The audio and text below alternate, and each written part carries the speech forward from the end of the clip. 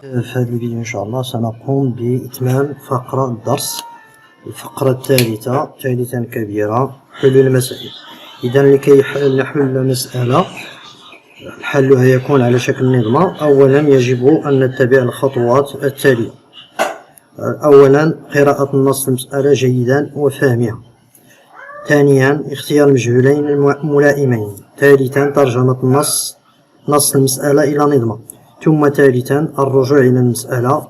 ثم أخيرا هذا اختياري التأكد من صحة الحل. إذا سنرى مثال كي نطبق هذه المراحل الخمسة. إذا ما عليكم فقط تتبع هذا المثال، وهناك أمثلة أخرى في السلسلة سنقوم بها بتصحيح السلسلة. إذا هنا المثال يقول: واجب المشاركة في رحلة ترفيهية و200 درهم للكبار و150 درهما للصغار. شارك في رحلة 35 فردا، فكان المبلغ الإجمالي المحصل عليه هو 6250 درهما. ما هو عدد المشاركين الكبار وعدد المشاركين الصغار في رحلة؟ إذا أول خطوة سنقوم بها هو اختيار المجهولين. إذا سنرى أن المجهولين هما عدد المشاركين الكبار وعدد المشاركين الصغار. إذا سنكتب ليكون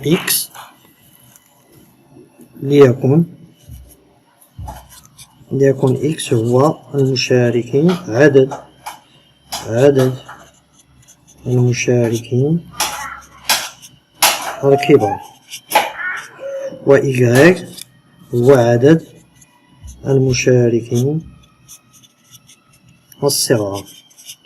ثم هذا المرحلة الأولى. المرحلة الثانية سنقوم بصياغة النظام. إذا هنا إذا قرأنا جيدا المسألة وفهمناها، هنا هي المرحلة الأساسية. إذا ركزوا بالنسبة لصياغة النظام. هنا سنرى أن واجب المشاركة لدى الكبار، واجب المشاركة عند الكبار هو كم؟ واجب المشاركة هو 200. إذا واجب المشاركة عند الكبار هو 200 X، لأن X أعطيناها ل X عدد المشاركين الكبار. إذا الواجب يكون بالدرهم.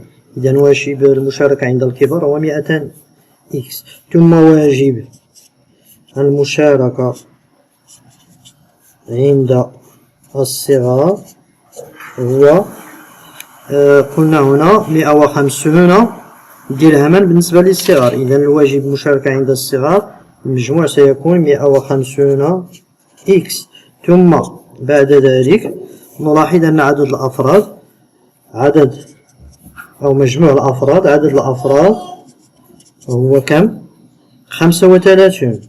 إذا عدد الكبار، المشاركين الكبار زائد عدد المشاركين الصغار يعطينا 35. ثم بعد ذلك تشكيل النظمة. إذا هنا ما هو مجموع الواجب المشاركات؟ كم هو المجموع أو المبلغ الإجمالي المحصل عليه بالنسبة للواجب المشاركات؟ هو 6250. بمعنى أن عدد واجب المشاركة للكبار زائد واجب المشاركة للصغار يعطينا المبلغ الإجمالي هو 6250 درهما. واضح؟ هنا الواجب الذي أداه المشاركين الكبار زائد الواجب الذي أداه المشاركين الصغار، سنحصل على المبلغ الإجمالي هو 6250. وبالتالي النظمة تكتب على هذا الشكل: 200 X زائد 150 Y. عفوا هنا عدد المشاركات هو Y، لأن عدد المشاركين الصغار Y، وهنا Y عفوا، يساوي 6250. والمعادلة الثانية Y زائد X يساوي 35. إذا هذه هي النظمة المحصل عليها انطلاقا من فهمنا للمسألة. واضح؟ إذا هنا أولا نحدد واجب المشاركة عند الكبار. واجب المشاركة لكل واحد هو 200. إذا كانوا مجموعة يعني X، إذا كانوا مجموعة غير معروفة هي X، يعني 200 و X هو واجب المشاركة لجميع الكبار.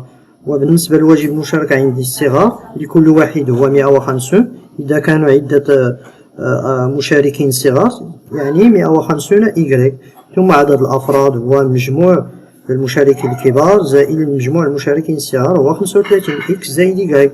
ثم أخيرا المبلغ الإجمالي المحصل عليه عند واجب المشاركين الكبار زائد واجب المشاركين الصغار يعني 150 إيكغيك زائد 200 إكس يعطينا 6250.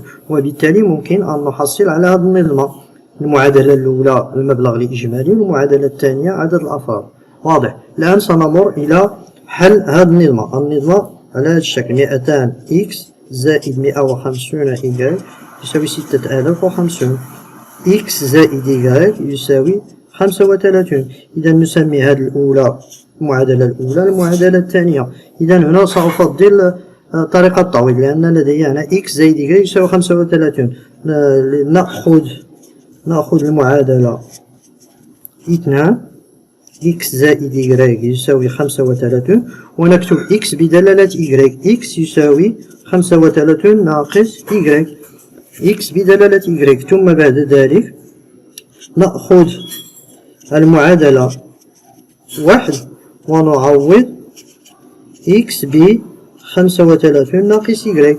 نأخذ المعادلة 1 هذه هي المعادلة 1 200 إكس زائد 150 إيكغيك يساوي 6250. سنعوض إكس ب 35 ناقص إيكغيك. هل واضح؟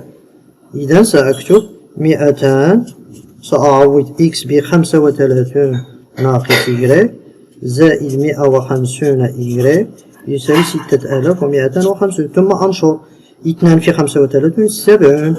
ثم أضيف صفرين ناقص 200 في إيكغيك 200 إيكغيك ناقص 200 إيكغيك زائد 150 إيكغيك يساوي 6250.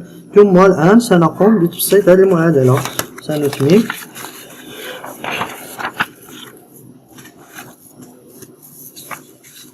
إذا هنا سنتمم. لدينا هنا ناقص 200 إيكغيك زائد 150 ستعطينا ناقص 50 إيكغيك يساوي 6050. نحول 7000 إلى الطرف الثاني تصبح ناقص 7000. إذا ناقص 50 إيكغيك يساوي 6250 ناقص 7000 هي ناقص 750. إذا إيكغيك يساوي 750 على 50 ناقص. إذا سنختزل صفر مع صفر والناقص مع ناقص ستبقى لنا 75 على 5. عند قسمة 75 على 5 ستعطينا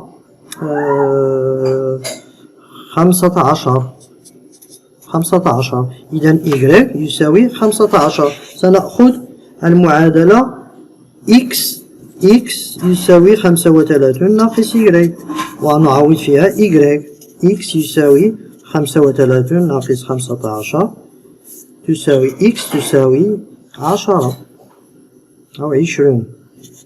إذا إكس يساوي 20 وإيكغيك يساوي 15. إذا إكس يساوي 20 وإيكغيك يساوي 15. الواضح. إذا هذا هو بالنسبة لحل هذه النظمة. إذا سنقوم الآن بالتحقق من النظمة. كيف سنقوم بالتحقق؟ لدينا مجموع الأفراد هو 20. إذا سنتحقق 20 مجموع الأفراد هو 35. سنتحقق 20 زائد 15 35. ثم نتحقق بالنسبة للجزء الثاني وهو 200 مضروب 200 مضروب في إكس في 20 زائد 150 في إيكغيك في 15.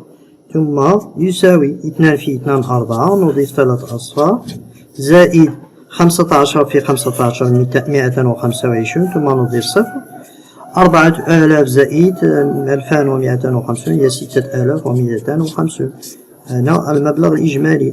هنا عدد الأفراد. إذا كما تشاهدون في المعادلة لدينا المبلغ الإجمالي هو 6250 وخمسون، وعدد الأفراد 35. إذا وجدنا 35، إذا نقول أن الزوج، وبالتالي الزوج 20 15 حل النظام. إذا هذا التحقق. بالنسبة الآن الرجوع للمسألة، الرجوع للمسألة بمعنى أن نجيب على السؤال. إذا سنكتب عدد المشاركين الكبار هو عدد المشاركين الصغار هو. إذا هنا كم هو عدد المشاركين الكبار في هذه الرحلة؟ الكبار هو أعطيناه إكس هو 20، وعدد المشاركين الصغار أعطيناه إيكغيك هو 15. هنا فرضا. وبالتالي أنهينا هذه المسألة، ثم الآن سننتقل إلى إتمام تصحيح السلسلة. إذا أتمنى أن هذه الفقرة الأخيرة في الدرس أن تكون واضحة. إذا لما سنرى عدة مسائل أخرى لكي نفهم أكثر كيفية حل مسألة على شكل نظام. إذا دمت في رعاية الله إلى الفيديو القادم لتصحيح السلسلة.